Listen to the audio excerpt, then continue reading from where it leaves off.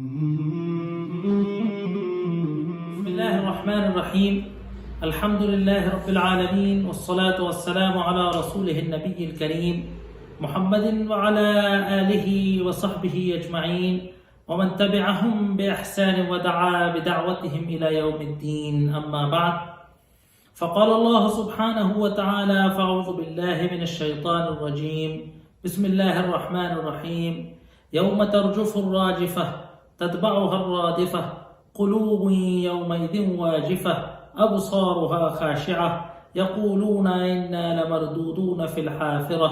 أإذا كنا عظاما نخرة تلك إذا كرة خاسرة فإذا هي زجرة واحدة فإذا هم بالساهرة. صدق اللہ العظیم. محترم حضرات، ناظرین، السلام علیکم ورحمۃ اللہ وبرکاتہ. گزشتہ نشست کے اندر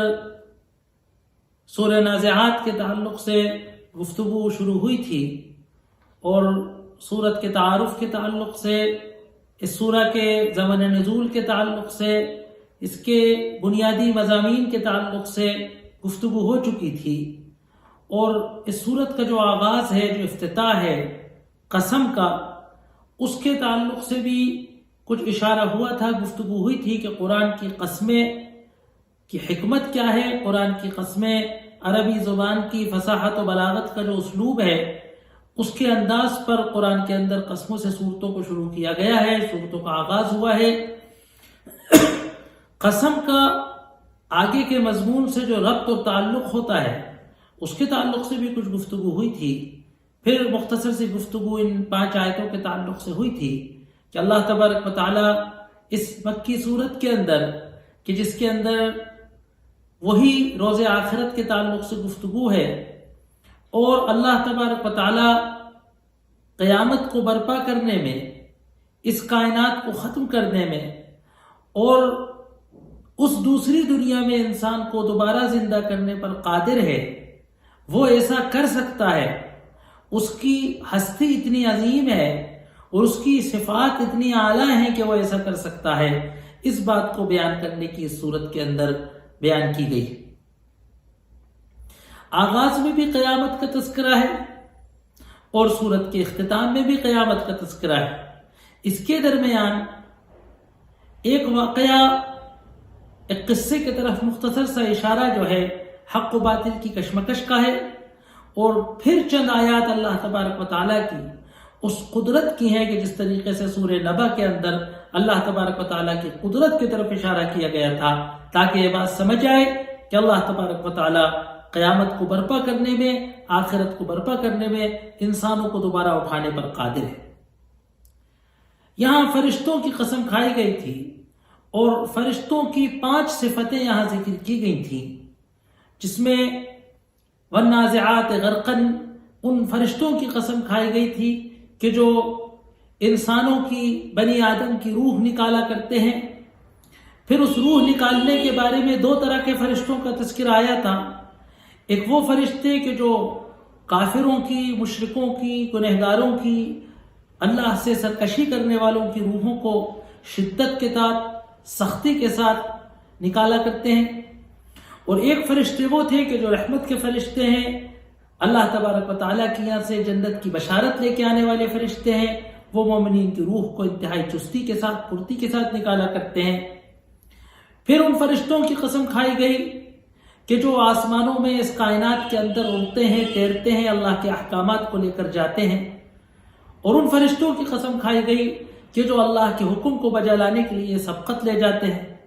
دوڑتے ہوئے اللہ کے حکم کی تعمیل کرتے ہیں. اور ان فرشتوں کی قسم کھائی گئی کہ جو اس دنیا کے کائنات کے، اس پوری کائنات کے نظام کو اللہ تبارک و تعالیٰ کے حکم اور اس کے فیصلوں اور اس کی تقدیر کے مطابق چلاتے ہیں. چنانچہ بارش کرتے ہیں، ہوائیں چلاتے ہیں، کھیتیاں اگاتے ہیں، اور مختلف کام جو اللہ تبارک و تعالیٰ ان کے ذمے، جو اللہ تبارک و تعالیٰ ان پر، ان کے ذمے میں ڈالتا ہے، ان کا پابند کرتا ہے، اس کو بجا لاتے ہیں. یقیناً قسم کھائی گئی ہے کہ ان فرشتوں کی قسم اور ان کی ان صفات کی قسم، تم مرنے کے بعد دوبارہ زندہ ہوگے، اور دوبارہ زندہ ہونے کے کہ وہ دن کون سا ہوگا اور اس دن کیا حالات ہوں گے، اس کا تذکرہ اب آگے آ رہا ہے. اللہ تبارک و تعالیٰ فرماتا ہے یوم ترجف الراجفہ، اس روز تم زندہ کیے جاؤ گے، یا اس روز کو تم یاد کرو، وہ روز وہ دن تمہارے ملحوظ نظر رہنا چاہیے، ہمیشہ تمہیں اس دن کا استحضار رہنا چاہیے کہ ترجف الراجفہ، کہ جس دن ہلا دینے والی چیز کو ہلا دیا جائے۔ ترجف، رجفہ یرجف، جھٹکا، راجفہ وہ چیز کی جس کو جھٹکا آتا ہے، یعنی جس کو جھٹکا آنے والی چیز کو جھٹکا دلا دیا جائے گا، یعنی یہ زمین میں جو قیامت کے روز زلزلہ برپا ہوگا، جس کے بارے میں سورہ زلزال میں کہا گیا تھا اذا زلزلت الارض زلزالها واخرجت الارض اثقالها وقال الانسان ما لها يومئذ تحدث اخبارها بان ربك اوحى لها۔ اس سورہ کے تعلق سے ہمارے اس تفسیر کے اس چینل کے سلسلے میں اس سورت کی تفسیر گزر چکی ہے، تفسیر وہاں سے سنی جا سکتی ہے کہ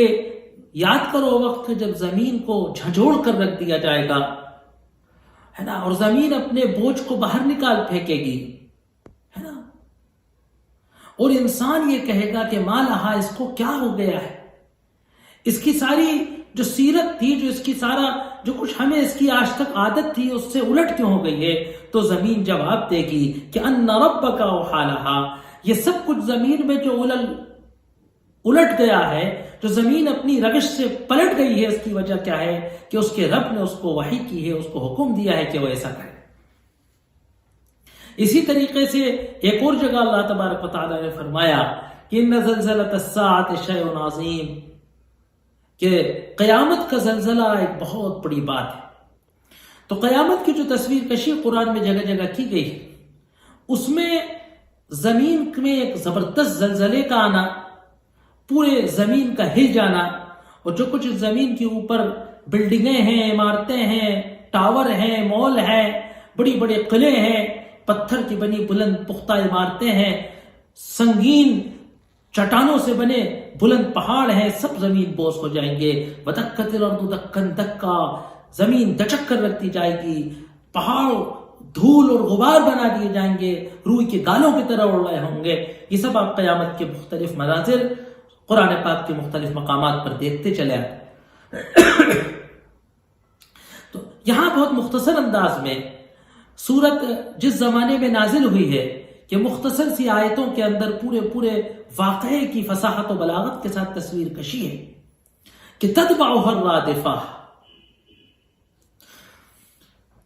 الرادفہ، اس زلزلے کے پیچھے رادفہ آئے گا۔ رادفہ کسے کہتے ہیں؟ آسمان کے پھٹنے کی طرف اشارہ ہے کہ تتبعها الرادفہ، اس زلزلے کے پیچھے آسمان کا پھٹنا، آسمان کا، ہے نا، ٹھہ جانا ہو۔ زلزلے سے زمین کے نظام کی دھرم بھرم ہونے کا علامت ہے، اور رادفہ سے آسمان کے دھرم بھرم ہونے کی علامت ہے۔ مفسرین نے کہا کہ رادفہ سے مراد آسمان ہے نا۔ بہت سی جگہ قرآن میں اس کی بھی تصویر کشی آئی ہے۔ پچھلی سورت جو ہم نے پڑھی تھی اس کے اندر آیا تھا کہ وَفُتِحَتِ السَّمَاءُ فَكَانَتْ أَبْوَابًا، آسمان کی یہ بندشیں کھول دی جائیں گی، اور آسمان، یہ پختہ آسمان میں دروازے بن جائیں گے فرشتوں کے اترنے اور چڑھنے کے۔ اسی طریقے سے کہا کہ کانت وردتن کالدہان، آسمان سرخ ہو جائے گا، پھٹ جائے گا، ہے نا۔ یوم تشقق السماء، اس دن آسمان پھٹ جائے گا۔ اذا السماء انشقت، اذا السماء انفطرت، ہے نا۔ تو آسمان کے اور کائنات کے اس پورے نظام کے ختم ہونے کی طرف، سب کچھ الٹ پلٹ ہو کر قیامت کے برپا ہونے کی طرف، یہ دو آیتیں انتہائی سنگینی کے ساتھ اس کائنات کے ختم ہونے کی طرف اشارہ کریں۔ احادیث مبارکہ سے آپ کو معلوم ہوا کہ جس وقت زمین پہ یہ حالات آئیں گے، اس وقت زمین پر کوئی مومن نہیں ہوگا، ایمان والا کوئی نہیں ہوگا۔ اس سے پہلے ایک ہوا چلے گی اور تمام مومنین کی پہلو کے اندر بغل کے نیچے جو ہے پھوڑا اگے گا، اور وہ تمام مومنین جو ہے اس میں اس وبا کی صورت کے اندر جو ہے سارے مومنین کی روح قبض ہو جائے گی، اور یہ جو قیامت اپنے ہولناکیوں کے ساتھ زمین پر برپا ہوگی، اس وقت دنیا کی سطح زمین پر شرار الناس، انسانیت کی تاریخ کے سب سے بدترین لوگ اس وقت زمین پر ہوں گے، اور وہ قیامت کی اس ہولناکی کا مقابلہ کریں گے۔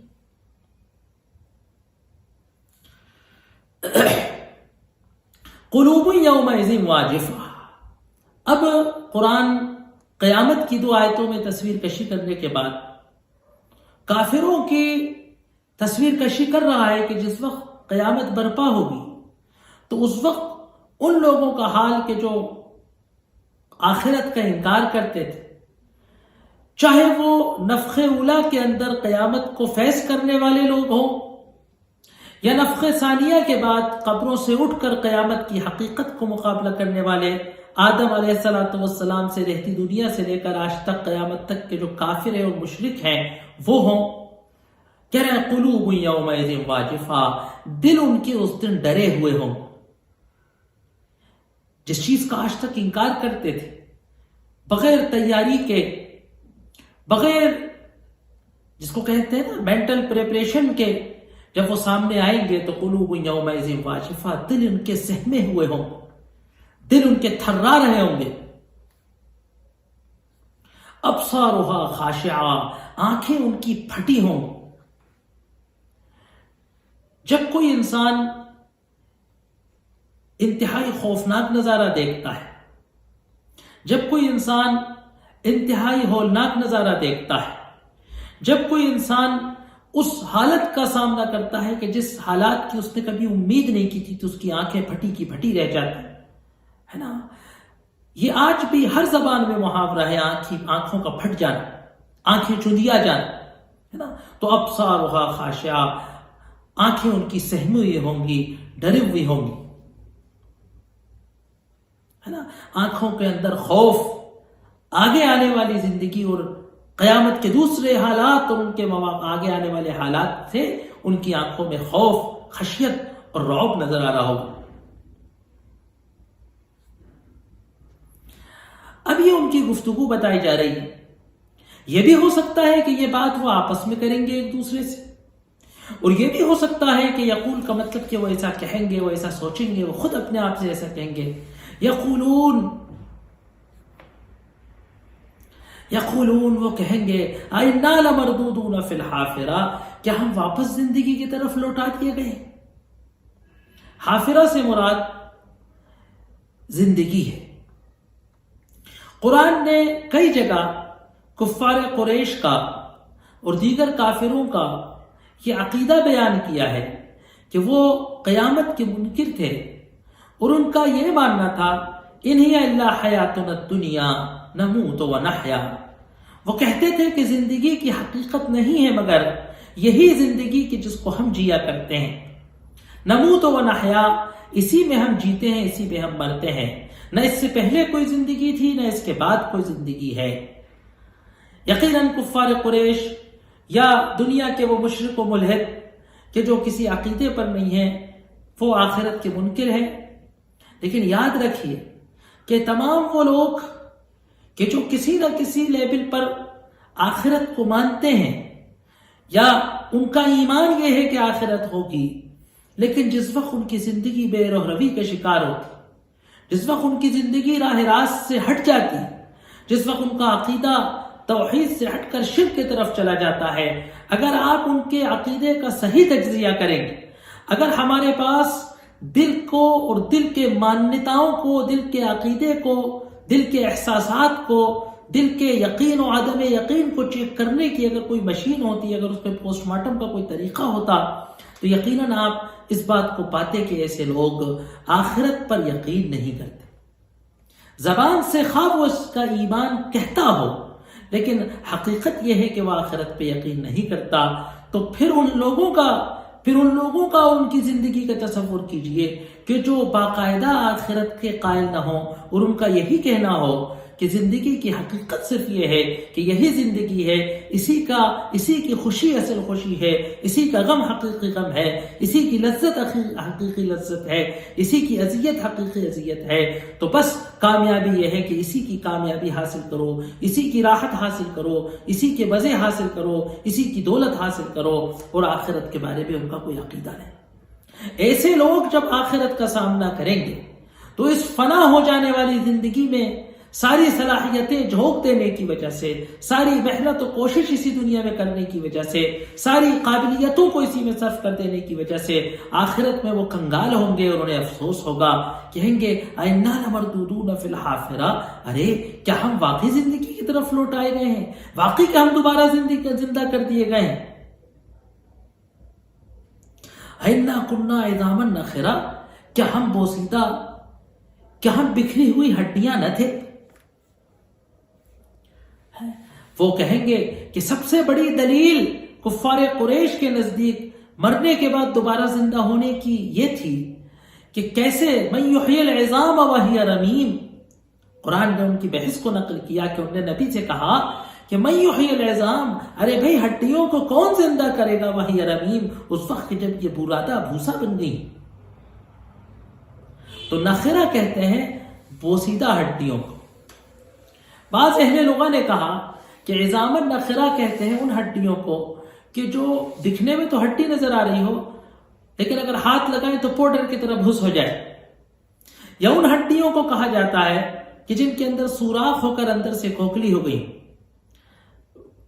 تو سب سے بعد میں انسان کے جسم کی جو چیز گھلتی ہے وہ ہڈیاں ہیں، ہے نا، گوشت، کھال گوشت تو پہلے فنا ہو جاتا ہے، سب سے اخیر تک انسان کی کوئی چیز اگر رہتی ہے جو سالوں رہتی ہے تو وہ ہڈیاں رہتی ہیں۔ تو کفار قریش کہہ رہے ہیں کہ ہڈی جو سب سے بعد تک رہتی ہے وہ بھی جب پاؤڈر بن گئی، بھوسا بن گئی، ہے نا، ذرہ ذرہ ہو گئی، تو اس کے بعد ہم کیسے زندہ کر دیے جائیں گے؟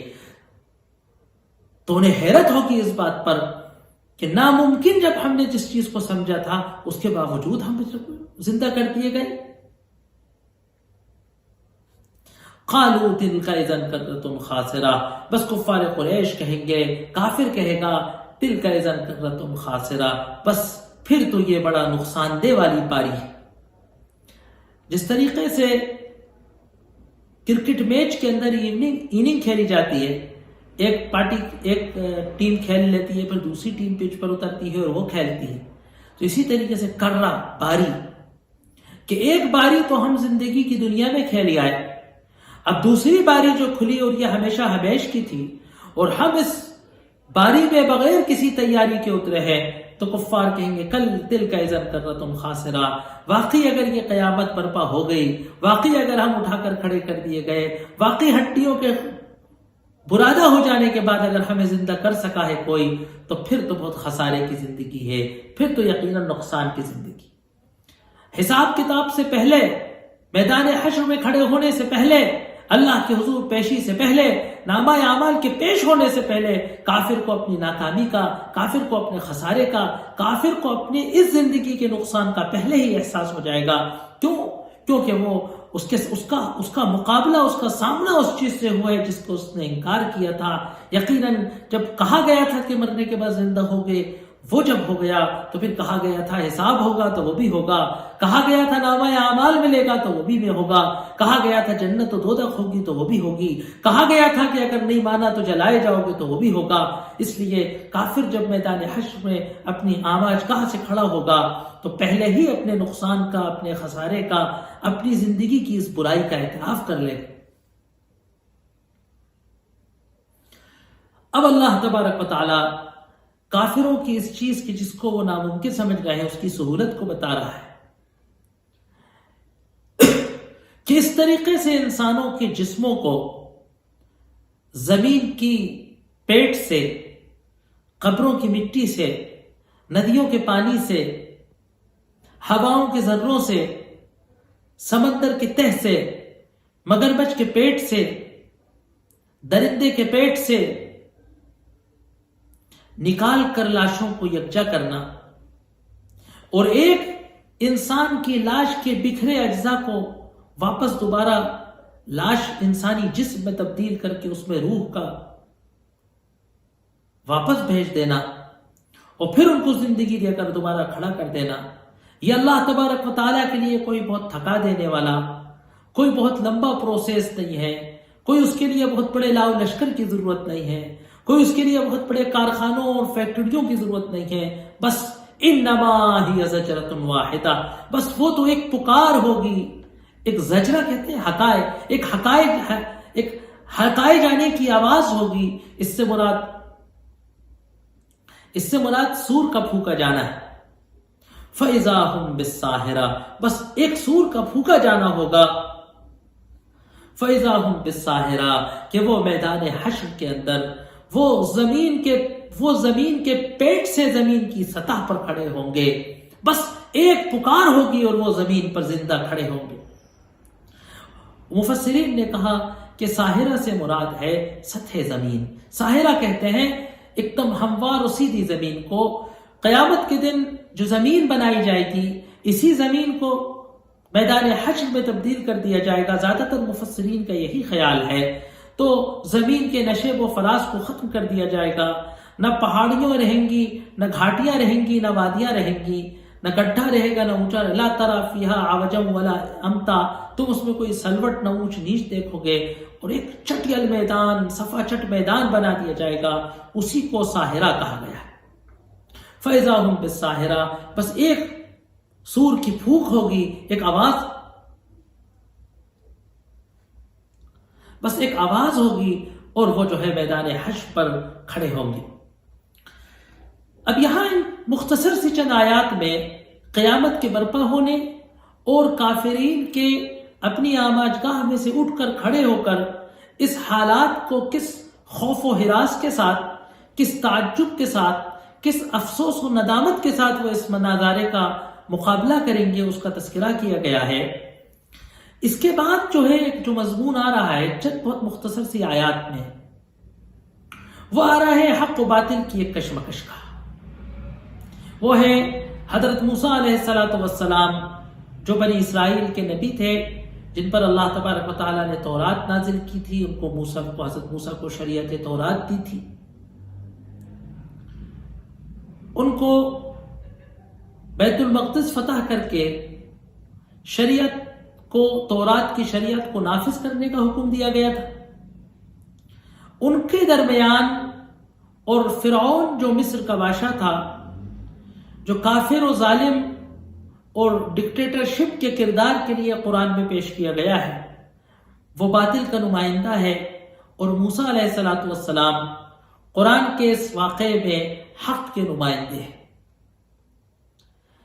حضرت موسیٰ علیہ السلام کے قصے کو قرآن پاک میں تمام انبیاء کے مقابلے سب سے زیادہ بار تذکرہ کیا گیا ہے۔ تعداد کے اعتبار سے کہ سب سے زیادہ بار جس نبی کا واقعہ قرآن میں بیان کیا گیا ہے، سب سے زیادہ نام جس نبی کا قرآن میں آیا ہے، تو حضرت موسیٰ علیہ السلام۔ اور مقدار کے اعتبار سے کہ اگر ہم آیات قرآن کی گنیں کہ صاحب فلاں نبی کے بارے میں قرآن کی ساری آیتیں ملائیں تو اتنی آیتیں ہیں، تو سب سے زیادہ آیات اگر گنی جائیں تو وہ حضرت موسیٰ علیہ السلام کے واقعے کی۔ مختلف صورتوں کے اندر اللہ تبارک و تعالیٰ نے حضرت موسیٰ علیہ السلام کے واقعے کو تفصیل سے بیان کیا ہے۔ قصص کے اندر، سورہ قصص کے اندر بیان کیا گیا ہے، سورہ طٰہٰ کے اندر بیان کیا گیا ہے، سورہ نمل کے اندر بیان کیا گیا ہے، سورہ شعراء کے اندر بیان کیا گیا ہے، طویل قصہ سورہ اعراف کے اندر بیان کیا گیا ہے، سورہ بقرہ کے اندر بیان کیا گیا ہے، سورہ بنی اسرائیل کے اندر بیان کیا، سورہ مائدہ کے اندر بیان کیا گیا۔ مختلف قرآن کی صورتوں کے اندر کہیں طویل قصہ بیان کیا گیا ہے، کہیں حضرت موسیٰ کی شریعت و تورات کی طرف کچھ اشارے کیے گئے ہیں، کہیں حضرت موسیٰ کی تعلیمات کی طرف اشارہ ہے، کہیں ان کے دعوتی مشن کی عظمت و نزاکت کو بیان کیا گیا ہے، کہیں ان کے پیدائش کو، ان کی بچپن کے نشو و نما کو، نبوت سے پہلے کے ان کے حالات کو تذکرہ کیا گیا، ان کے حالات کا تذکرہ کیا گیا ہے، ان پر نبوت کی وحی اترنے کے اور ان کو نبی بنانے کے، نبی کے لیے جو ان کا چناؤ ہوا جزیرہ نما سینا پر، کوہ طور پر، اس کا تذکرہ کیا گیا ہے۔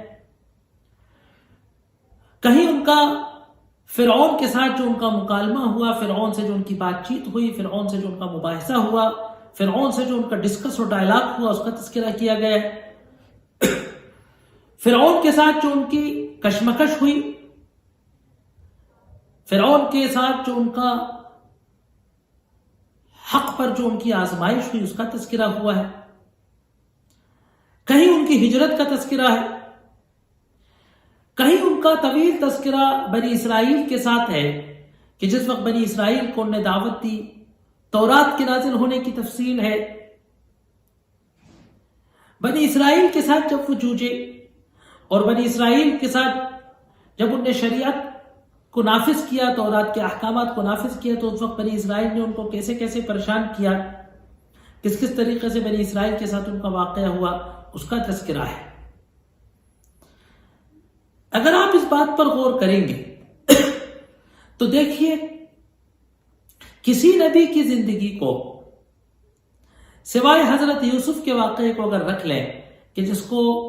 سورہ یوسف کے اندر اللہ تبارک و تعالیٰ نے پورے فن قصہ گوئی کی جو تفصیلات ہیں، انشاءاللہ سورہ یوسف کے تعلق سے جب کبھی بات ہوگی تو اس کی تفصیل آئے گی کہ جو پوری فن قصہ گوئی کی جو نزاکتیں ہیں، پوری جو قصہ سنایا جاتا ہے بچپنے سے لے کے اس کا جو پورا ایک بیسک عمود ہے، جو شارٹ ناول ہوتی ہے، پورے اس طریقے سے حضرت یوسف کے قصے کو قرآن میں بیان کیا گیا ہے۔ اس کو اگر ہم چھوڑ دیں تو کسی نبی کے واقعے کی اتنی تفصیلات بچپنے ولادت سے لے کر زندگی کے اور ان کے مشن کے ہر مرحلے کا تذکرہ جس قدر حضرت موسیٰ کا کیا گیا ہے، اتنا کسی نبی کا نہیں کیا گیا، کیونکہ حضرت محمد صلی اللہ علیہ وسلم اور حضرت موسیٰ علیہ السلام کی جو نبوت ہے اس میں کافی یکسانیت ہے۔ حضرت موسیٰ کو ایک ظالم بادشاہ کو دعوت دینے بھیجا گیا، ایک ظلم کے باطل کے نظام کو ختم کر کے ایک مظلوم قوم کو اٹھانے کا کام دیا گیا اور ایک بگڑی ہوئی مسلمان قوم کو سدھار کر اس کی اخلاقی پستی اور اس کی دینی پستی کو مٹا کر اس کو کتاب اللہ کے نور سے اس کی رہبری کر کے اس کو وحی کے ذریعے شریعت موسوی کو نافذ کرنے کا کام دیا گیا تھا۔ یقیناً سرور کائنات محمد صلی اللہ علیہ وسلم کا بھی جو کام تھا، جو آپ نے اور آپ کے صحابہ نے انجام دیا، کہ ایک باطل نظام شرک کو ختم کرنا تھا اور ایک نئے مومن و مسلم معاشرے کی تشکیل دینی تھی، اور پھر پوری دنیا کے اندر اس نظام عدل کو، نظام حق کو، اس آسمانی شریعت کو نافذ کرنا تھا۔ یہاں پر حضرت موسیٰ علیہ السلام کے قصے کو بہت اختصار کے ساتھ، بہت شارٹ انداز کے اندر، بہت چھوٹی آیتوں سے، کہ جو اس سورت کے مجموعی اسلوب اور مزاج سے میچ کرتا ہے، میل کھاتا ہے، بیان کیا گیا ہے، جس کے اندر حضرت موسیٰ کی جو بنیادی دعوت ہے اس کی طرف اشارہ ہے، اور فرعون کی جو گمراہی تھی اس کی طرف اشارہ ہے، اور اس دعوت پر جو فرعون کا رد عمل تھا اس کی طرف اشارہ ہے، اور اللہ تبارک و تعالیٰ نے فرعون کو اتنے عظیم ہونے کے باوجود، طاقتور ہونے کے باوجود، دمدار ہونے کے باوجود نست و نابود کیا۔ اس میں کفار قریش کے لیے عبرت ہے کہ جو نہ تو فرعون جیسے دمدار ہے، نہ فرعون جیسے زبردست ہے، نہ فرعون جیسا مال و دولت اور لا و لشکر ان کے پاس ہے، جب وہ اللہ کے غضب سے، اللہ کی سزا سے اپنے آپ کو نہیں بچا پایا، تو یقیناً کفار قریش جو ہر حیثیت سے، چاہے وہ مال کی حیثیت ہو، وسائل و اسباب کی حیثیت ہو، لا و لشکر کی حیثیت ہو، طاقت کی حیثیت ہو، یا سیاسی قد و رتبے اور اقتدار کی حیثیت ہو، ہر حیثیت سے فرعون سے کمزور ہیں۔ ان کو اللہ کے حکم کے سامنے سمجھ لینا چاہیے کہ ان کا انجام کیا ہو۔ انشاءاللہ اس موسیٰ اور فرعون، حضرت موسیٰ اور فرعون کی اس کشمکش کی طرف جو قرآن نے اشارہ کیا ہے، مختصر سے انداز میں اس کو بیان کیا جائے گا۔ پھر سورت کا اگلا مرحلہ انشاءاللہ آئے گا جس میں اللہ تبارک و تعالیٰ اپنی عظیم قدرتوں کے ذریعے اپنی قیامت کو برپا کرنے اور انسان کو دوبارہ مرنے کے بعد زندہ کرنے پر قادر ہونے پر استدلال کر رہا ہے۔ وآخر دعوانا ان الحمدللہ رب العالمین۔